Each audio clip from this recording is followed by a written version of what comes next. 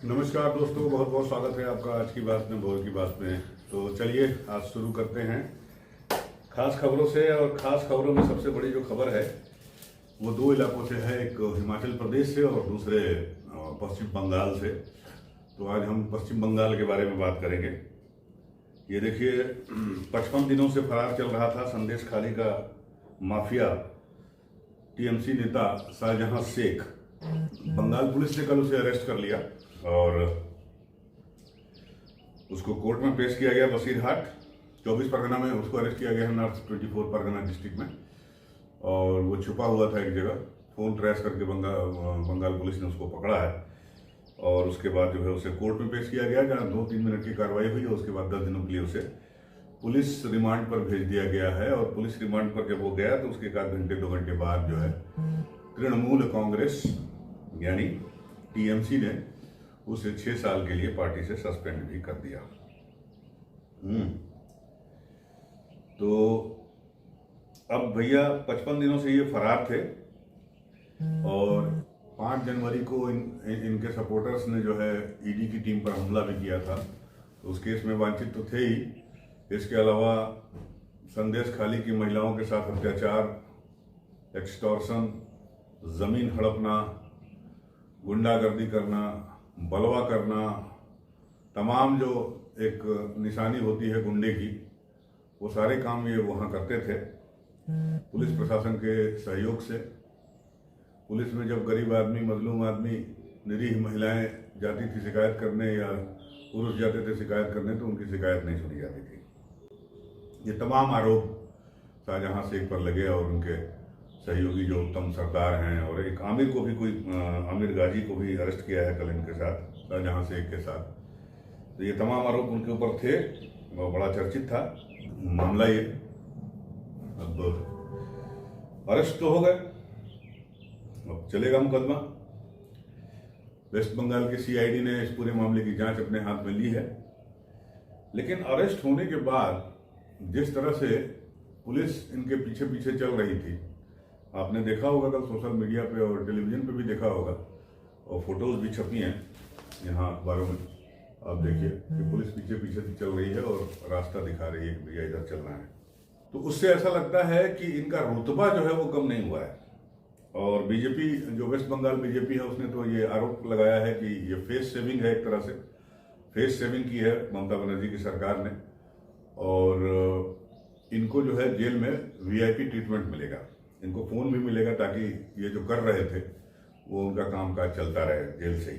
तो ये है। और सबसे बड़ा सवाल है कि आखिर इनको इस तरह की मनमानी करने की और इस तरह की दादागिरी और इस तरह की गुंडागर्दी करने की छूट कहाँ से मिली?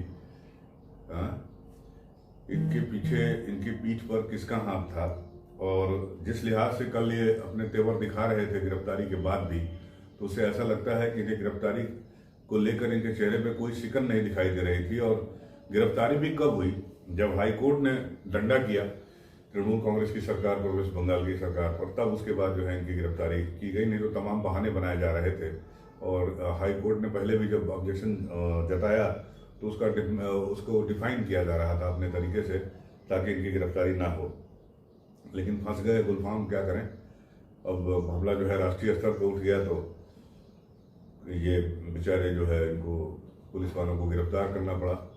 लेकिन बीजेपी ने जो संदेह जाहिर किया है कि जेल में इनको वीआईपी ट्रीटमेंट मिलेगा और ये जेल से ही अपना साम्राज्य चलाते रहेंगे, जैसा कि आज से कुछ साल पहले उत्तर प्रदेश में हुआ करता था, जब उत्तर प्रदेश के माफिया जैसे मुख्तार अंसारी और अतीक अहमद जेल से ही अपना साम्राज्य चलाते थे और जेल में ही जो है सब हिसाब किताब किया करते थे दरबार लगा के।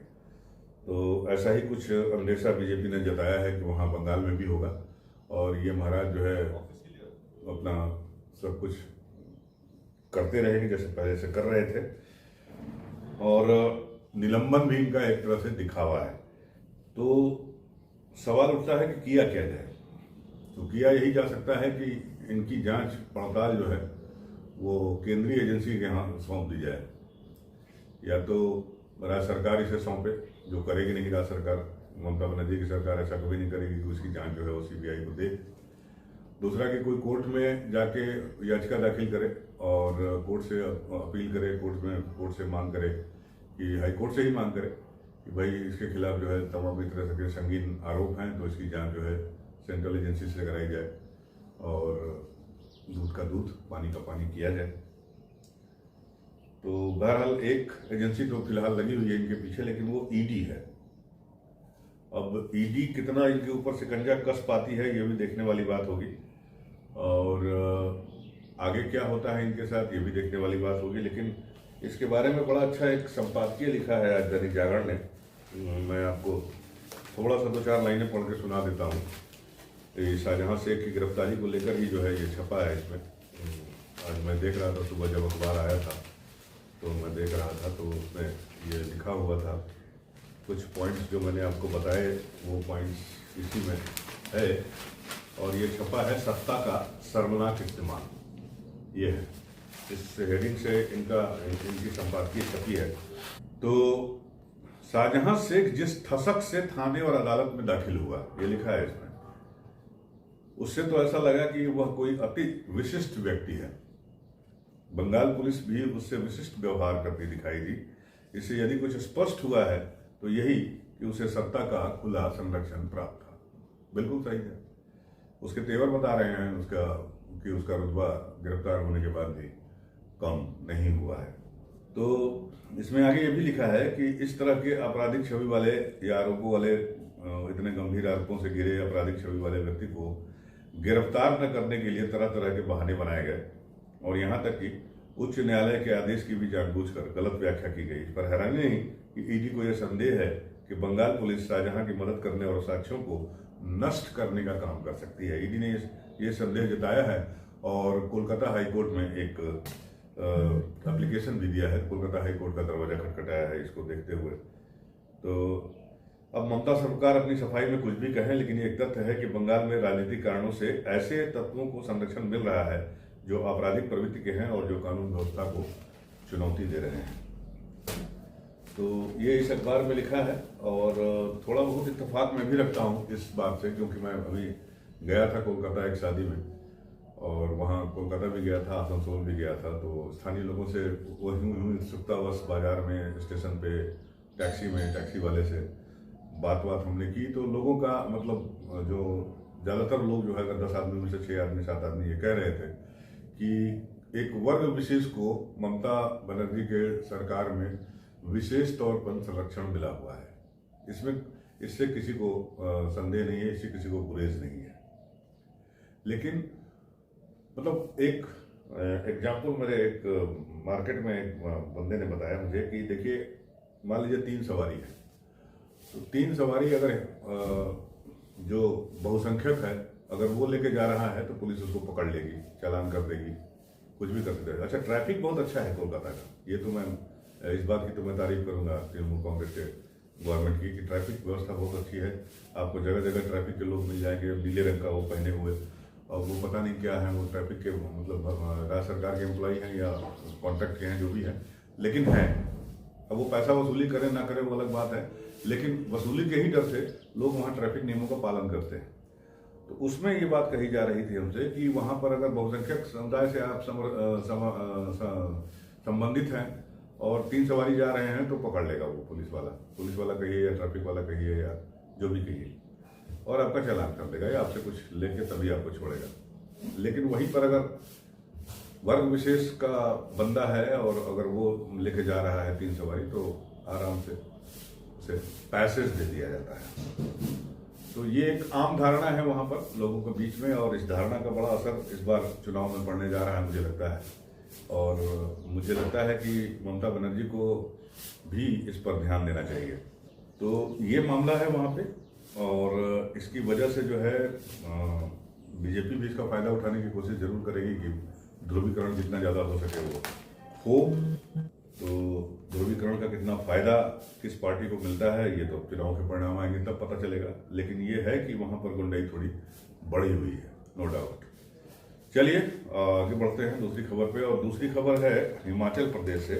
ये तो आपको पता चल गया होगा कि वहां पर जो आपके विधानसभा अध्यक्ष हैं विधानसभा अध्यक्ष हमारे हिमाचल प्रदेश के कटियाल साहब, कटियाल ही नाम है ना उनका, है ना? तो उन्होंने क्या किया कि कांग्रेस के 6 विधायकों को अयोग्य घोषित कर दिया। तो ये खबर भी जो है ये आप देखिए कुछ अखबारों में मेन पृष्ठ पर है। और इस तरह से अब हिमाचल विधान सभा में जो दलीय स्थिति है वो है 68 सीटों की विधानसभा है। तो कांग्रेस के पास अब 34 हैं, भारतीय जनता पार्टी के पास 25 हैं और निर्दलीय उम्मीदवार 3 हैं, रिक्त हो गए 6। तो अब ये जो 6 सस्पेंड हुए हैं कांग्रेस के विधायक, सस्पेंड मतलब 4 साल के लिए हो गए काम से, तो ये हैं सुधीर शर्मा, राजेंद्र राणा, इंद्रजीत लखनपाल, रवि ठाकुर, देवेंद्र भुट्टो और चैतन्य शर्मा। जो कुलदीप सिंह पठानिया हैं विधानसभा अध्यक्ष, उन्होंने ये फैसला सुनाया कल शाम को और उन्होंने कहा कि व्हिप का उल्लंघन किया इन्होंने और किस ग्राउंड पे इनको सस्पेंड किया इसका भी उल्लेख किया उन्होंने कि मनी बिल आया था विधानसभा में और कांग्रेस ने व्हिप जारी किया था वोट देने के लिए, लेकिन ये इन्होंने मनी बिल का विरोध किया और व्हिप का उल्लंघन किया और सरकार गिराने के विपक्षी दल के प्रस्ताव का समर्थन किया और इस आधार पर इनको अयोग्य घोषित किया जा सकता है। अयोग्य का मतलब ये हो गया कि अभी हिमाचल में चुनाव हुए 1 साल हुए हैं और अभी 4 साल चुनाव होने बाकी हैं। तो अब ये 6 जो सस्पेंड हुए हैं, अयोग्य घोषित हुए हैं विधानसभा अध्यक्ष के द्वारा, ये अब अगर उपचुनाव होते हैं तो ये उपचुनाव भी नहीं लड़ सकते। अगर जिस पार्टी में ये गए हैं बीजेपी में, अगर बीजेपी इनको चाहे भी तो टिकट नहीं दे सकती क्योंकि ये अगले 4 साल तक के लिए अयोग्य घोषित हो गए हैं इस विधानसभा के लिए जो वर्तमान में हिमाचल प्रदेश में चल रही है। तो इस लिहाज से इनके साथ बहुत अब ये बेचारे दया के पात्र हैं। अब ये देखना होगा कि इनका क्या होता है इनके साथ। उधर कांग्रेस जो है वो अपना डैमेज कंट्रोल में लगी हुई है। आपको पता ही है कि डीके शिव कुमार वहाँ पर गए हुए थे और वहाँ पर अब ये तय हुआ है कि एक 6 सदस्यीय कोऑर्डिनेशन कमेटी बनेगी। उस कोऑर्डिनेशन कमेटी में मुख्यमंत्री, उप मुख्यमंत्री और कांग्रेस के प्रदेश अध्यक्ष यानी प्रतिभा सिंह, जिनका कि 36 का आंकड़ा चल रहा है सुखू, जो सीएम है उनसे, वो होंगे और 3 सदस्य और होंगे। ये आजकल में डिक्लेयर हो जाएगा और ये कोऑर्डिनेशन कमेटी जो है वो कोऑर्डिनेट करेगी सरकार और संगठन के बीच में। तो ये एक हो गया। उधर सीएम सुक्खू ने जो है अपनी गलती मानी। उन्होंने कहा कि हाँ हमसे गलती हो गई, हम अलर्ट नहीं थे और सरकार और संगठन दोनों से चूक हुई है। अब पर्यवेक्षक में जो आपके थे डीके शिव कुमार, भूपेंद्र सिंह हुड्डा, मुख्यमंत्री सुक्खू, उप मुख्यमंत्री मुकेश अग्निहोत्री, प्रदेश कांग्रेस अध्यक्ष प्रतिभा सिंह ने पत्रकारों से बातचीत में ये भी हिदायत दी कि अंदरूनी मामले को जो है अब मीडिया में डिस्कस नहीं किया जा सकता है। मुख्यमंत्री सुक्खू ने अपनी गलती भी मानी और उन्होंने कहा कि गलतियां हो जाती हैं लेकिन वापसी के लिए दरवाजे खुले हुए हैं। जिन 6 विधायकों की सदस्यता रद्द की गई है वे हमारे भाई हैं। गलती को माफ किया जा सकता है। यदि वे कांग्रेस की विचारधारा में आना चाहते हैं तो उनका स्वागत है। लेकिन यहाँ पर एक तकनीकी दिक्कत है कि अगर वो आना चाहें या मजबूरी में आ गए तो उनकी विधानसभा सदस्यता बहाल होगी कि नहीं होगी और क्या होगा, ये इसकी जानकारी फिलहाल तकनीकी तौर पे नहीं मिल पाएगी। या आपको अगर इसकी जानकारी हो तो कमेंट बॉक्स में जाके कमेंट करिए। दूसरा कि आज ये सुप्रीम कोर्ट में जाएंगे मेरे ख्याल से। अब देखिए सुप्रीम कोर्ट जाते हैं कि हाई कोर्ट जाते हैं, कोर्ट तो जाएंगे ही ये 6 विधायक और वहां से इनको कोई राहत मिलती है कि नहीं मिलती है ये भी देखने वाली बात होगी। तो कुल मिलाकर फिलहाल के लिए जो है हिमाचल सरकार सुरक्षित है। सुक्खू की सीएम कुर्सी जो है, सीएम की कुर्सी, वो भी सुरक्षित हो गई है। अब जो भी होगा देखा जाएगा, इलेक्शन के बाद देखा जाएगा क्योंकि मनी बिल पास होने के बाद 90 दिन तक सरकार को फिलहाल कोई खतरा नहीं है। 90 दिन का मतलब 3 महीना और 3 महीने तक में सरकार का लोकसभा चुनाव संपन्न हो जाएंगे, सरकार गठित हो जाएगी, राहुल गांधी की भारत जोड़ो यात्रा समाप्त हो जाएगी, उसके बाद वो कांग्रेस जोड़ो अभियान चलाएंगे तो उसमें फिर आगे फैसला किया जाएगा। बहरहाल बढ़ते हैं आखिरी खबर पे और आखिरी खबर यह है कि 7 मार्च से शुरू हो रहा है 5वां और अंतिम क्रिकेट टेस्ट धर्मशाला, हिमाचल में ही। हिमाचल की बात कर रहा हूँ तो मैंने सोचा हिमाचल से ही जुड़ी यह खबर है तो आपको बता दूं।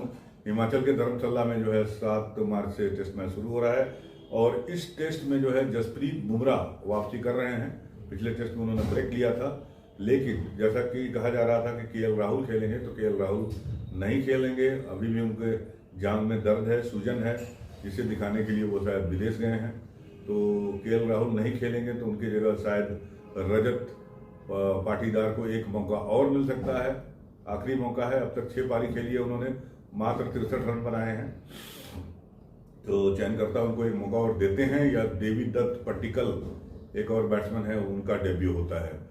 और अगर जसप्रीत बुमराह आते हैं वापस तो मुझे लगता है कि आकाशदीप जो है उनको बाहर बैठना पड़ेगा। हालांकि पहले टेस्ट में पहली पारी में उन्होंने अच्छी बॉलिंग की थी, 3 विकेट निकाले थे, अच्छे विकेट थे वो। लेकिन जसप्रीत बुमराह के आने पर उनको जगह खाली करनी पड़ेगी, या फिर एक दूसरा विकल्प हो सकता है कि मोहम्मद सिराज को आराम दे, रोहित शर्मा कप्तान और चयनकर्ता उनको आराम दे, या राहुल द्रविड़ जो कोच हैं, और सिराज को आराम मिलने की स्थिति में आकाशदीप कंटिन्यू कर सकते हैं। तो ये है। और साथ ही साथ केएल राहुल की जगह या देवदत्त पट्टिकल अगर नहीं खेलते हैं तो केएस भरत जो विकेट कीपर के तौर पर खेले थे, तो उनको हो सकता है बैट्समैन के रूप में शामिल कर दिया जाए, ऐसी बात कही जा रही है। बहरहाल क्या होगा इसका फैसला तो अब 7 मार्च की सुबह पता चलेगा। तो इंतजार कीजिए, आप भी इंतजार कर रहे हैं, हम भी। जो भी होगा हम आप तक पहुंचाते रहेंगे। मिलते हैं आपसे अगली वीडियो में, तब तक के लिए नमस्कार।